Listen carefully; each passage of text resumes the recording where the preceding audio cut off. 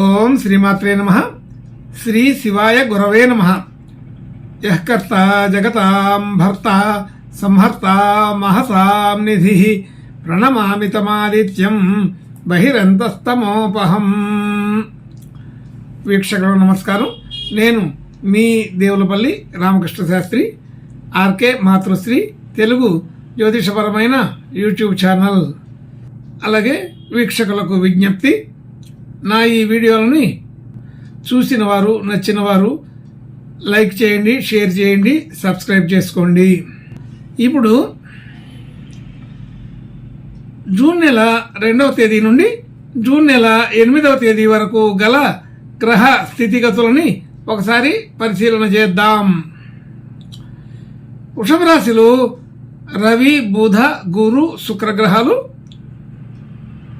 కన్యా రాశిలో కేతుగ్రహం, కుంభరాశిలో శనిగ్రహం, మీనరాశిలో చంద్ర, రాహుగ్రహాలు, మేషరాశిలో కుజగ్రహం సంచరిస్తున్నాయి. ఇటువంటి గ్రహ సంచారాన్ని అనుసరించి ఈ వారం రాశులకి వార ఫలాలు తెలుసుకుందాం. ఓం శ్రీమాత్రే నమః. ఇప్పుడు కన్యా రాశి వారి గురించి తెలుసుకుందాం.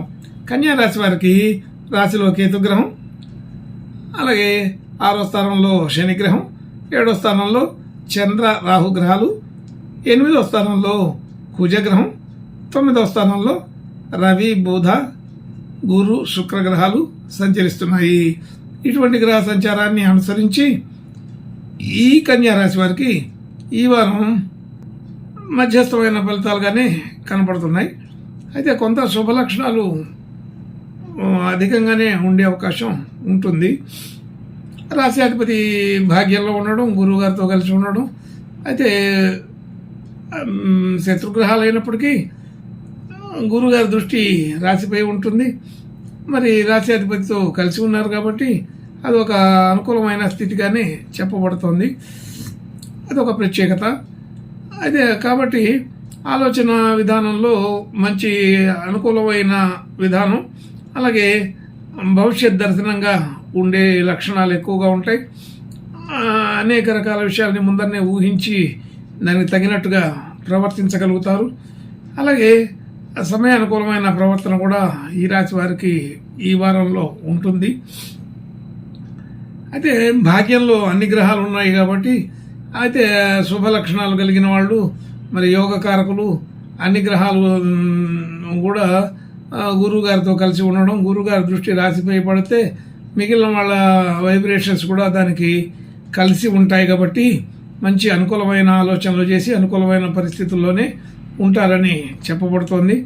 అలాగే ధన యోగాదులు కూడా సాధారణంగా ఉంటాయి, కానీ అయితే అక్కడక్కడ ధన సంబంధించిన విషయాల్లో ఈ వారం కొంత అనుకూలత తక్కువగా ఉన్నట్టుగా కూడా కనిపిస్తుంది. ముఖ్యంగా ధన కారకుడు, ధన రాశ్యాధిపతి, స్థానాధిపతి వీళ్ళంతా కూడా అస్తంగత్వ దోషంలో ఉండి కొంత ఇబ్బందికరమైన వాతావరణం ఉండి వారం చివరిలో మాత్రం అనుకూలపడే అవకాశం ఉంటుంది. కుటుంబ సభ్యులు, బంధుమిత్రులతో అంత సఖ్యత పొసగదు, కానీ అలాంటి విభేదాలు కూడా రావు, సాధారణంగా నడిచిపోతుంది. ఎక్కువ ఇంట్రెస్ట్ కలిగినటువంటి పరిస్థితి పెట్టుకోరు, సాధారణమైన వ్యవహారాలే ఎక్కువ నడిపిస్తూ ఉంటారు. అతి లేకుండా ఉంటుంది. అతిగా ప్రేమ ఉండదు, అతిగా ద్వేషం ఉండదు, అతిగా ఎటువంటి విషయంలో కూడా స్పందించే విధానం ఉండకుండా ఎక్కడికక్కడ సరిపోయే విధంగా నడుచుకుంటారు. చాలా చాకచక్యంగా ఈ వారం వ్యవహరిస్తారని అర్థమవుతుంది.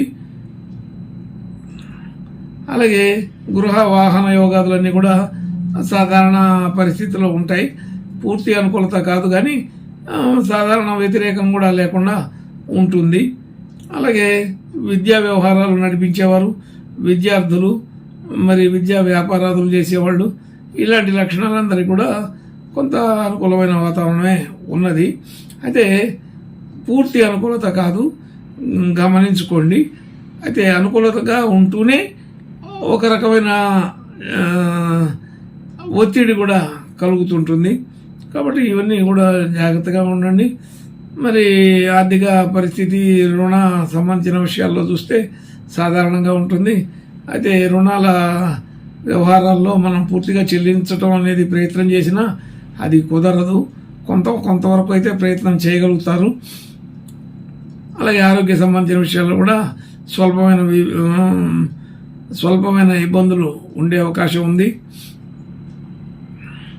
అలాగే అందరితో కూడా సఖ్యతగా సామరస్యంగానే మాట్లాడుకోవటం, మన పనులు చక్కబెట్టుకోవడం అనేది చాకచక్యంగా చేసుకొని బయటపడగలుగుతారు. అలాగే భార్యాభర్తల మధ్య కూడా మంచి అనుకూలత ఉంటుంది. ఇబ్బందికరమైన వాతావరణం ఉండదు. అలాగే పెట్టుబడులు డిపాజిట్లు చేయాలని ఆలోచన ఉన్నవాళ్ళు భూమి సంబంధించిన వ్యవహారాల్లో కొద్దిగా విచారణ చేస్తారు. అట్లాంటి విచారణ వరకే ఆగిపోతుంది. అంతకంటే పెద్దగా ముందుకు వెళ్ళే పరిస్థితి ఈ వారం లేదు. అలాగే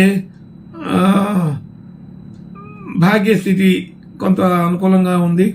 భాగ్యం వృద్ధి అవుతుంది. మనకి కీర్తి, గుర్తింపు, గౌరవం, మర్యాదలు కలుగుతుంటాయి. అటువంటి విషయాల్లో ఎక్కడ లోపం ఉండదు. ఉద్యోగ వ్యవహారాలలో సాధారణ స్థితి ఉంటుంది. పెద్దగా చెప్పుకోదగిన మార్పులు చేర్పులు అయితే ఉండవు. కానీ కొంత వాతావరణంలో టెన్షన్ అయితే ఉంటుంది. అటువంటి స్థితిని చూస్తూ సాధారణ స్థితిని అనుభవించాల్సి వస్తుంటుంది. అలాగే మనం చేసిన పనులకి గుర్తింపు, గౌరవం అనేది బాగానే కుదురుతుంది. మనకి అన్ని రకాల విషయాలు కూడా మంచి కీర్తి ప్రతిష్టలు వచ్చే అవకాశం ఉంది. అలాగే సాధారణమైన ఖర్చులు, వ్యవహారాలు ఉంటాయి. అయితే ఖర్చుల్లో ఎక్కువగా మోతాదు పెరగకుండా సాధారణంగానే ఉంటాయి. గతంలో ఉన్న పరిస్థితి అనుకూలమైన పరిస్థితి లాగానే ఉంటుంది. కొత్తగా ఉద్యోగ ప్రయత్నాలు చేసే వాళ్ళకి ఈ వారం అనుకూలంగానే ఉంటుంది. అలాగే వివాహ ప్రయత్నాలు చేసే వాళ్ళకు కూడా ఈ వారం సరిపోతుంది. ఇంకా దూర ప్రాంతాలు, దూరదేశాలకి సంబంధించిన వాళ్ళతో సఖ్యత బాగానే ఉంటుంది. అనుకూలమైన వార్తలు వినగలుగుతారు. అలాగే ప్రయత్నాలు చేస్తే వీటి కూడా వెళ్ళగలిగే అవకాశం ఉంటుంది.